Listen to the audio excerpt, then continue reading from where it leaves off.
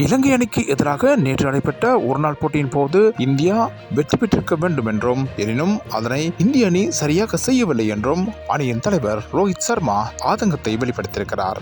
நேற்று நடைபெற்ற முதலாவது ஒருநாள் போட்டியில் முதலில் துடுப்படுத்தாடிய இலங்கை அணி 230 ஓட்டங்களை பெற்றிருந்தது. இதனையடுத்து இந்த இலக்கை எளிதில் வென்றுவிடலாம் என்ற நினைப்பில் ஆட்டத்தை துவங்கிய இந்திய அணி ஆரம்பத்தில் ரோஹித் சர்மாவின் சிறப்பாட்டத்தின் மூலம் சிறந்த ஒரு நிலையை அடைந்தது. எனினும் அடுத்தடுத்து விக்கெட்டுகள் விழுந்ததன் காரணமாக ஒரு கட்டத்தில் தோல்வியடையும் நிலைக்கு சென்றது. என்றாலும் கூட இறுதியாக துடுப்படுத்தாடிய சிவம் துபே சமாளித்து 230 என்ற சமநிலை ஓட்டத்தை பெற்றுக் கொடுத்தார். என்றாலும் கூட அடுத்து வந்த துடுப்பாட்ட வீரர் 14 பந்துகள் மீதமிருக்கையில் கூட ஒரு ஓட்டத்தை பெற முடியாமல் ஆட்டமிழந்தார். எனவே இந்த போட்டி சமநிலையில் முடிந்தது. இது தொடர்பில் கருத்துரைத்துள்ள ரோஹித் சர்மா, கிரிக்கெட்டில் சாதாரணமாக இவ்வாறான நிகழ்வுகள் இடம்பெறுவது வளமை என்றாலும் கூட இந்திய அணிக்கு 14 பந்துகள் இருக்கின்ற போது ஒரு ஓட்டத்தை பெற முடியாமல் போனது ஏமாற்றத்தை தந்ததாக தெரிவித்திருக்கிறார்.